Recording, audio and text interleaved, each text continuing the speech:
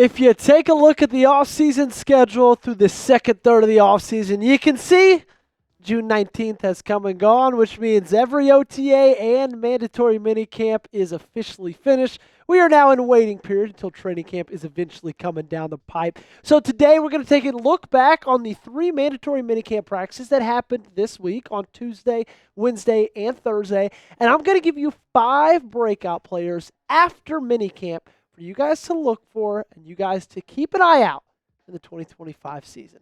For that, I need you guys to prove it for me, okay? With the addition of Jaire Alexander and everything else that this franchise has done over the last half decade, do you think that the Ravens have the best roster in football? If you think so, go ahead, do me a favor, cast your vote by liking today's video.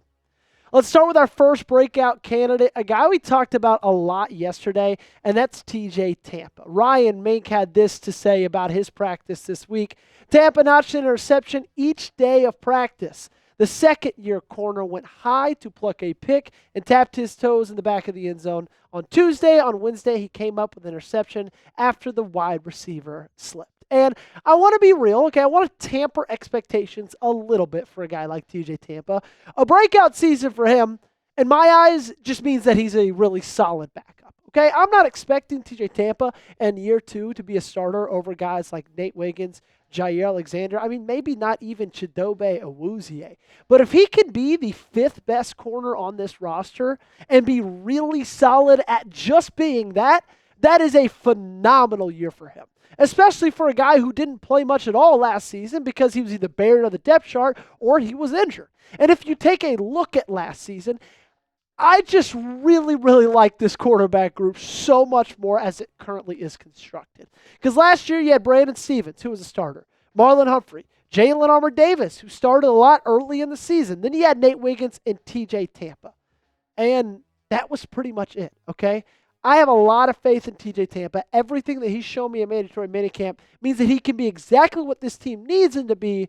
It's just a really good backup who, when he's in the game, you're not crossing your fingers, hoping he doesn't end up as burnt toast. Let's go to our breakout candidate number 2, Isaiah Likely, the tight end who everybody kind of fell in love with last year. I know I for certainly did. A lot of people were in love with him before that. And I'm hearing you on the other side of your screen. You're saying, Joey, like, what? Likely was great last season. How could he be a breakout candidate this next year? Like, he's been on this team for a while, and I get what you're saying, but if you take a deeper look at last year, 42 catches, 477 yards, 6 touchdowns, like, in my opinion, it feels like we're just scratching the surface on the player that Isaiah Likely can turn into. 477 yards last season.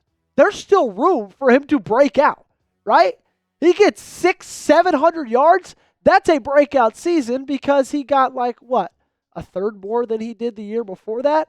His role is going to be huge. He's in a contract year. So is Mark Andrews.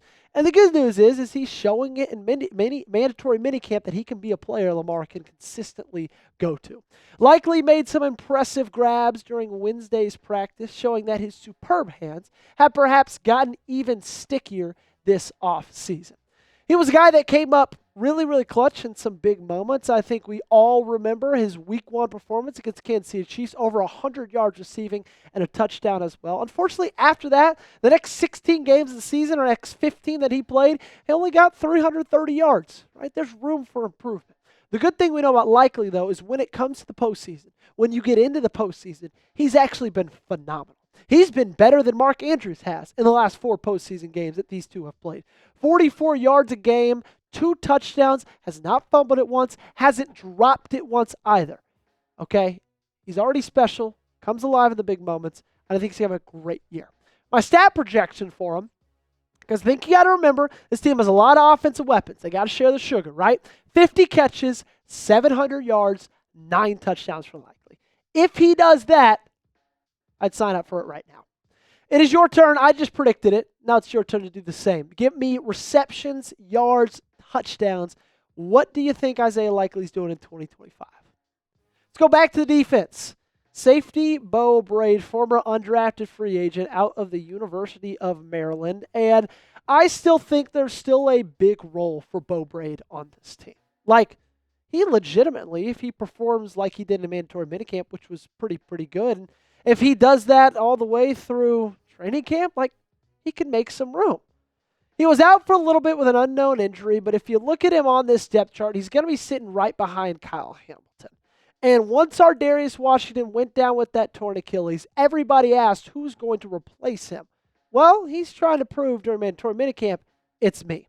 Beau Brade held on to a pass intended for Anthony Miller down the right sideline and 7-on-7 work. So he's making plays, he's making interceptions, and he's doing exactly what he needs to be doing. I see a lot of AW when you look at Beau Brade, okay? And I feel like this is the perfect offseason for him to slide into that role.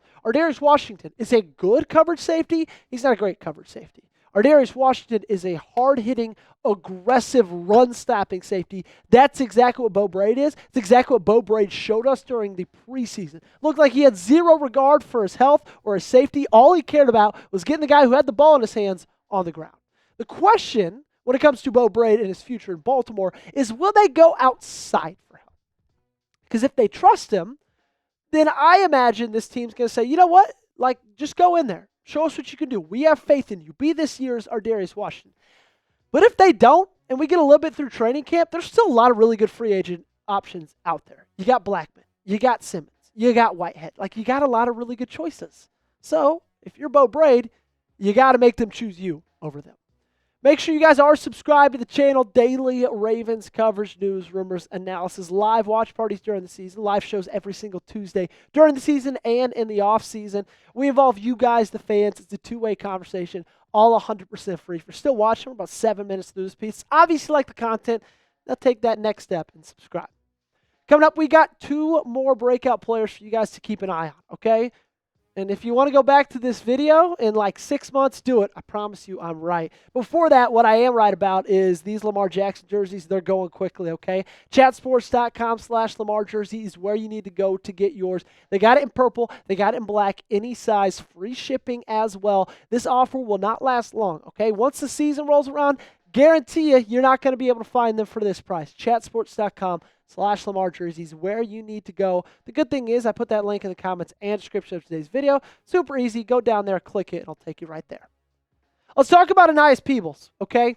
Staying on the defensive side, let's go to the defensive line because he has shown a lot this week. Justin Robertson mentions that rookie defensive tackle Aeneas Peebles displayed his quick first step, bursting into the backfield immediately on one play. He also flashed versatility as an interior pass rusher, batting down a pass at the line of scrimmage, nearly turning around to make an interception. You look at this defensive depth chart, and there's not a spot right now for him to be a starter, okay? And I don't think any of us expected that out of the 6th-round pick.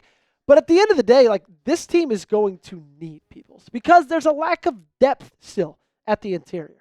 I think that's probably, if you had to ask what's the weakest depth position, it's either that or inside linebacker, okay? And you got Aeneas in the 6th round, and you got him, I think, to be a pass rush specialist on that interior. He doesn't have a ton of size in him, 6 foot, 282 pounds, but man, can he rush the passer. 37 pressures and 91.2 pass rush grades from PFF. A lot of people thought he was going to go somewhere in the 4th or 5th round. The fact that he fell all the way to the 6th and he landed in Baltimore is perfect for where this team is at that position currently. I'm really excited for him, but I want to know which rookie you are most excited for. It could be Starks, it could be Green, it could be Peebles, it could be Wester. You just let me know your answer in the comment section. We're going to wrap this one with a familiar face, a guy we've actually talked about a lot over this past week, one Mr. Devontez Walker. And we keep talking about him because he keeps making highlight plays. Justin Robertson said Devontez Walker had another nice day after impressive OTAs. Walker had several catches, one of which came on a deep pass from Rush when Walker snatched the ball over TJ Tampa. I like reading it. I like seeing the highlights on Twitter. I like reading the tweets about it. But I'm ready to see it for myself, okay? I trust that everything they're saying, like, I know they're not lying about anything that's happening, but I'm ready to see it with my own eyes. Preseason is going to be really, really big for Devontez Walker. The good thing is his head coach is seeing it with his own eyes and says he has a chance to be really good. Now, I don't know if that's coach speak. I don't know if that's just John Harbaugh being John Harbaugh. But if he says it, like, I believe it, right? The one snafu, let's say, with Devontez Walker in this lineup is there's a lot of talent over him, okay? You look at the offensive weapons. Yeah, you got to add Lamar Jackson in there. I know he's a quarterback, but he's such a weapon when he runs the football. You got Derrick Henry. You got Justice Hill, Mark Andrews, Isaiah Likely, Zay Flowers, Rashad Bateman, DeAndre Hopkins. Like, that is so much talent. And there is only so many yards to gain in a season. There's only one football. So if we're being honest, a great season for Devontez Walker is a couple hundred yards. That's a phenomenal year for him. When you have to share the rock with Lamar on the ground, Derrick Henry, both the tight ends, all three wide receivers, you add in Keaton Mitchell, you add in Tyler. Like, guys, we got to be realistic here. We can't be expecting him to go out there and get 700. That's not going to happen. But if he gives me 200, boom, sign me up. Make sure you got me on Twitter and Instagram at Joey Petersen8 on both of those platforms. You'll find my links in the comments and description of today's video. Also, make sure you are subscribed to the channel. If you haven't yet, hit that big red sub button and lock us in for daily coverage of your favorite team.